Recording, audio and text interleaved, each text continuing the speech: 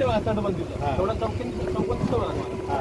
त्याच्या आतमध्ये उजव्या साईडला गोड्या पाण्याची विहीर आहे बाजूला आणि डाव्या साईडला चुन्याचा घाण आहे. चुना गोळ्यांची बांधकामासाठी मिक्स करायची त्यावेळी, त्याच्या घाण आहे डाव्या बाजूला.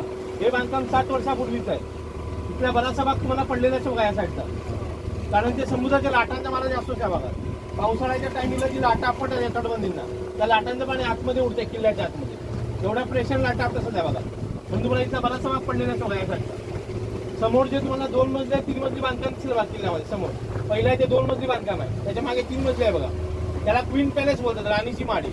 त्यावेळी सरदारांच्या राण्या त्या ठिकाणी राहायच्या त्या माडी समोरच्या. हा बीच आहे, आपण बोटी बघायच्या बॅक साईडला बीच आहे. मगाशी तुम्हाला सांगितलं बघा एक भुयारी मार्ग बंद आहे पूर्णपणे. तो आतलावाला बुरुज बघा मोठावाला, आतला तटबंदीचा इथला मोठावाला बुरुज. तिथून जो भुयारी मार्ग स्टार्ट झालाय तो पाण्याच्या खालून जाऊन राईट साईडला झुडपांचा वाडा आहे. या उजव्या साईडला तुम्हाला 2 समाधी दिसतील बघा, त्या सुरूच्या झाडाच्या बाजूला, इथे राईट साईडला, इथे या बाजूला समोर बघा बोटीच्या 2 समाध्या बघा. त्याच्या पलीकडच्या साईडला एक कौलारगड दिसेल बघा साईडला, तो धुळपांचा वाडा आहे. त्या धुळपांच्या वाड्यात गेले तो भुयारी मार्ग पाण्याखाली. आता सध्या दोन्ही साईडून पूर्णपणे बंद आहे. पण जर तुम्ही किल्ल्यात गेलात त्या आतल्या तटबंदीच्या बाजूला तुम्हाला एक खोलगड भाग दिसणार आहे. हा आतल्या तटबंदीचा, तिथे तुम्हाला भुयारी मार्गाचे अवशेष दिसेल.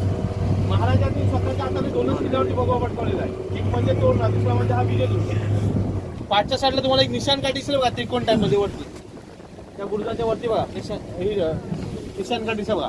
हा किल्ल्यातला सर्वात उंचावरचा भाग आहे. या भागात महाराजांनी स्वतःच्या हाताने भगवा पटकवला होता.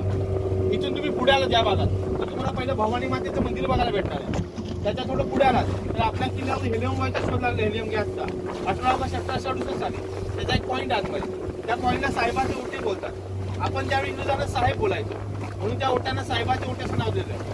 त्याच्या थोडं पुढे गेला तर तुम्हाला एक तोफ बघायला भेटणार त्या भागात. या किल्ल्यामध्ये टोटल 4 तोफा आहेत. प्रवेशद्वाराच्या इथे तुम्हाला 3 तोफा बघायला भेटतील आणि आजच्या भागामध्ये 1 तोफ आहे.